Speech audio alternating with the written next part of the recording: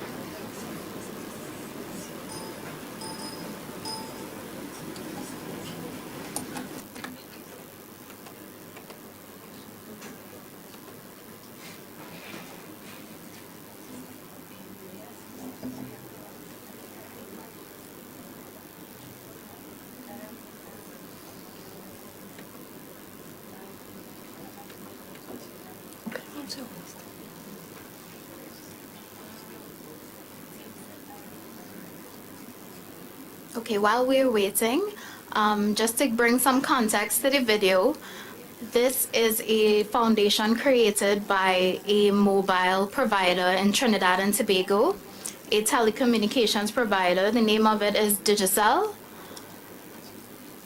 Still waiting.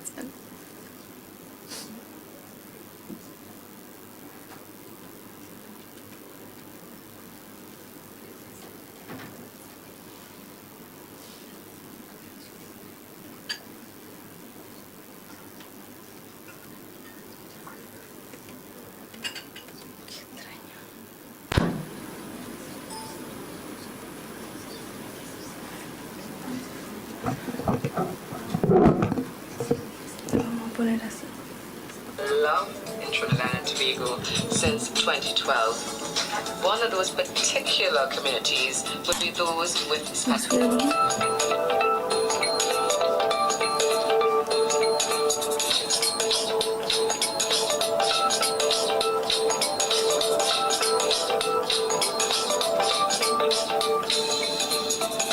Foundation has been involved in building communities and improving the lives of the people that we love in Trinidad and Tobago since 2012. One of those particular communities would be those with special needs. Within recent years, we've seen the impact of climate change on the environment, and we recognized after research that persons with special needs did not have the necessary training to equip them with disaster preparedness skills. An intervention was necessary. We approached partners who worked with us to ensure that we were able to meet this need, to bridge that gap. We approached the Office of Disaster Preparedness Management and the UNDP. This is a national issue. Persons with disabilities and all the needs and the actions that we need to implement around it. I mean, I'm not speaking about climate change, I'm speaking about the basic needs for persons with disabilities. It's a huge issue that the UNDP is passionate about. As a country, we need to recognize that climate change is a real threat.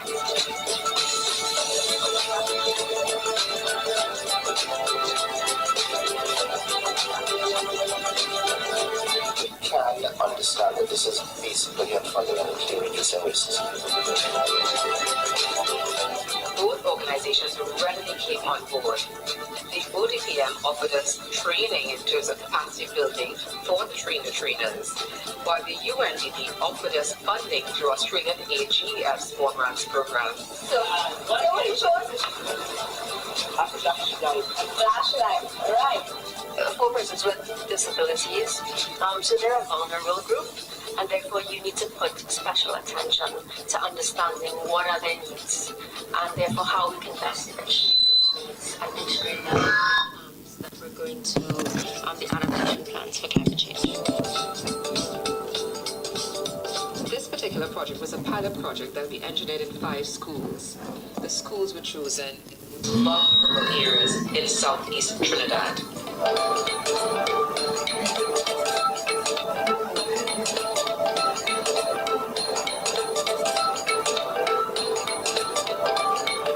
The schools involved in this project are the Lady Huchoy Center in Gasperillo, the Lady Huchoy Center in Pinal, Serval Happy Venture, Pointe-a-Pierre Special School, and the Rio Claro Learning and Development Center.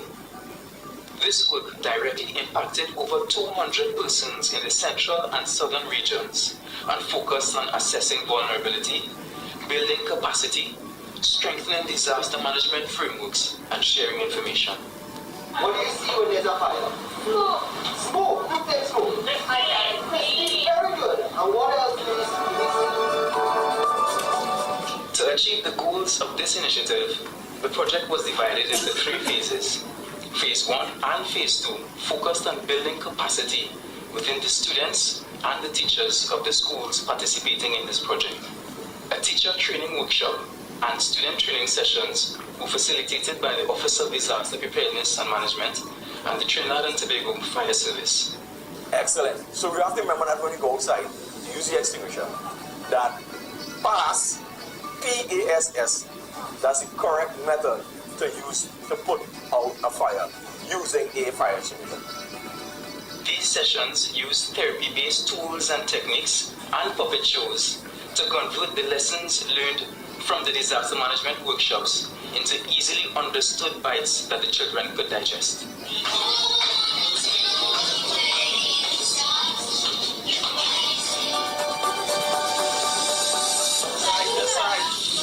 Well done,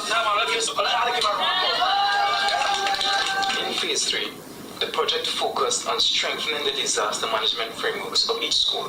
The overall upgrade included egress indicators, emergency lighting, fire extinguishers, and alarm systems.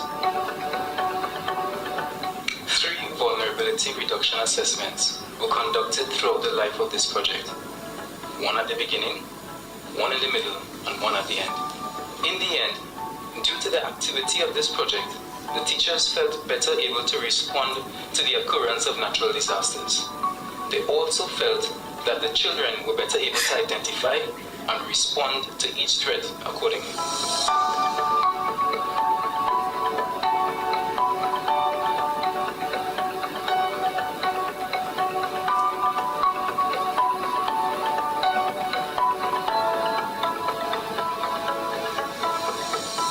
As a result of this exercise, a much-needed database has since been created, which means that the Office of Disaster Preparedness and Management can now readily lend assistance to persons with special needs in the event of a natural or man-made disaster.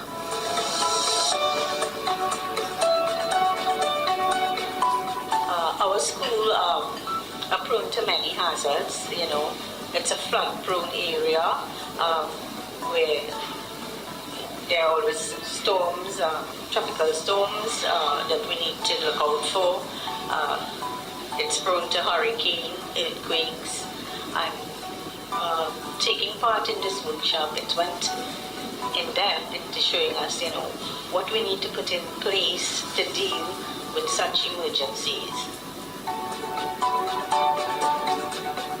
The key elements of this scientific and evidence-based analysis of why we need to do this comes from the International Sendai Agreement and the Sendai statements that were made in Sendai, Japan in 2015, as well as SELA in 2014, where in the Caribbean we have agreed to include the private sector as a major component of our planning for disaster risk management.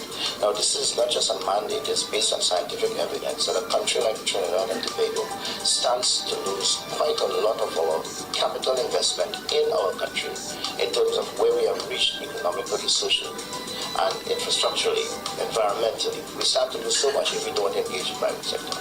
Now, because of that, we would find like a company where you have, for example, like the Foundation, where you have a corporate platform which allows you to engage many elements of the society, many communities, in an easier fashion than we would have to do or could do at the public sector level. This is even more imperative because you have a more simple and easy touch with communities and households via your products and via your foundation's platform.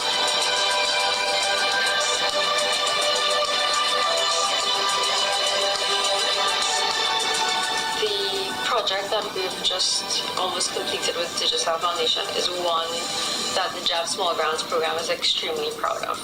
I mean, we speak about it, we give it as an example project, because not only did they achieve the objectives of the project, but they were also very successful in bringing in national stakeholders and putting a magnifying glass on this very, very important issue. More and more, we've recognized that partnerships are very important if we really are going to make a difference to communities. I've mentioned before that the ODPM came on board and offered technical expertise, while the UNDP offered us funding. There were also two very important partnerships through the Fire Service and the Disaster Management Unit. These organizations did not hesitate to be a part of this particular pilot program, and I really want again to say a special thank you to them.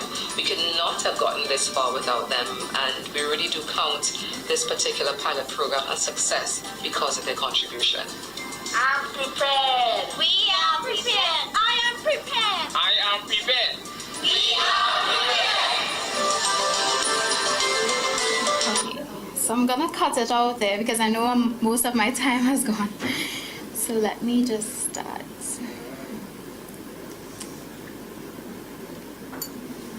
I got the presentation. Right. So some of the achievements within this PPP activity was reiterated in the video. And I'm just going to outline some of the key achievements. That would be the upgrading of 3 schools. There's supposed to be 5, but 2 will be done in the next fiscal year. They got detection, alarm systems, egress indicators, extinguishers, and electrical testing and training.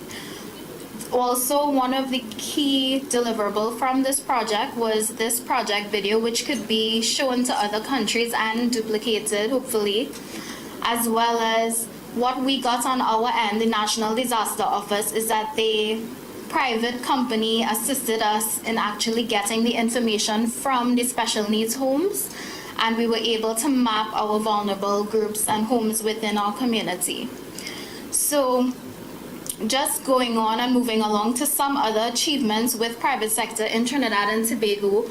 Another one being with Massey Distribution. This is a major distribution company within Trinidad and Tobago, and they're responsible for distributing Duracell batteries. So every hurricane season, you will see them doing their marketing campaign to really champion their product. But we kind of streamlined DRM into that by saying, okay, we have these vulnerable communities that we're going to visit. If you're donating items, yes, we will partner with you all, but we need a certain amount of these promo items for these vulnerable communities. And once that agreement was made, we were able to do it sort of a partnered product, and it offered both our institutions brand visibility, as well as it offered us cuts in our budget in terms of providing these same vulnerable communities with promotional items and relief items. And as you can see from the articles, it was welcomed by the press, and we both got kudos for it. This is another example of private sector assisting or public awareness campaign to commemorate the International Day for Disaster Reduction. We did a Facebook competition. Again, because of funding, we couldn't do a march and the different activities that we planned to do. But we decided to do a social media campaign, and the private sector donated the prize, and that's B Mobile. You could see it to the bottom there, another phone company in Trinidad and Tobago.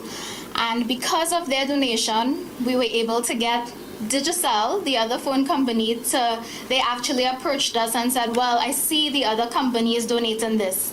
I want to donate a prize for your other competition. So they wanted to be competitive in that aspect, so they came to us. In terms of assisting crisis communication and DRM in Trinidad and Tobago, PPP really helped in terms of we were able to form MOUs with all these service providers, telecommunication providers, to provide emergency messages during times of crisis. So we have a clear understanding that if there's some sort of disaster, they will lend their assistance free of charge. And Flow, to the bottom there, that is a cable company. They agreed to lend us a free channel to make our public releases visible and to actually do ticker tape to advise the public to stay away from certain areas in terms of flooding, hurricane watches, landslides, etc. They also offered Digicel their geolocation service, and this is something that we recently used in terms of when Kickham Jenny, that sub-Atlantic volcano in Grenada, started to give activity. There were concerns that the northern part of Trinidad was going to be affected, so we were able to send messages just to that location and tell residents that there's a probability you need to evacuate, and that was done in a matter of minutes. So some new opportunities with PPP is this brand Bermudez. In terms of our public campaign, we really champion the 72-hour protocol in terms of getting persons prepared. And Bermudez saw this and they came on board and said they want to donate some of their crackers for relief items. So we said, not a problem, we can't endorse specifically this brand, but you're welcome to donate, and we were able to donate it to vulnerable communities, and they would like to do that for the next hurricane season. So that was just a pilot in one area, Diego Martin. Kaizen as well approached us. They wanted to sell some of their products to us, but again, our budget did not allow, so we bargained with them. Because they're a green sort of company selling water waste management systems, oil spill monitoring systems, and environmental products, we kind of bargained with them to get a green fund project that was slummed because of budgets, to really get back on board and revitalize that project by offering financial assistance. For their financial assistance, we would give them access to our stakeholders, which are also DRM partners who would use these green products. So it was a win-win situation whereby they would be increasing their customer base and gaining profits. So just briefly, the current PPP environment in Trinidad and Tobago, because of budget cuts and lack of DRR staff within our own organization, we have learned to use our technical expertise in terms of training, consulting in BCM, and health and safety training for private sector staff to sort of bargain their financial assistance. And we have also presented a cabinet note to the government to try and get their assistance in terms of, once they endorse this, we're not waiting on them, but if they endorse it, it just gives us a broader spectrum to target more agencies. This is a Caribbean example from the Caribbean Disaster Emergency Management Agency. It's a regional body, and which all the Caribbean islands are participating states. During Tropical Storm Erica, they have formed a MOU with Tropical Shipping to send emergency supplies to any Caribbean island on a fixed or reduced rate. Because of during that, when Dominica was hit, it was very difficult to get supplies to them. All of the governments couldn't fund that sort of campaign, so they stepped in, a MOU was signed, and this is one of the achievements where private sector really assisted with relief. So recapping quickly, these are 4 main guides that could help with providing basic services and outlining PPP partnerships to really explore the charity foundations liaised with some major agencies, because they can provide assistance to community outreach programs and champion DRR. You can also make or take advantage of their marketing strategy, because their competitive nature also helps to champion DRR. And also to be mindful, of course, of their social corporate responsibility, because they are very willing to assist. Thank you. That's mine.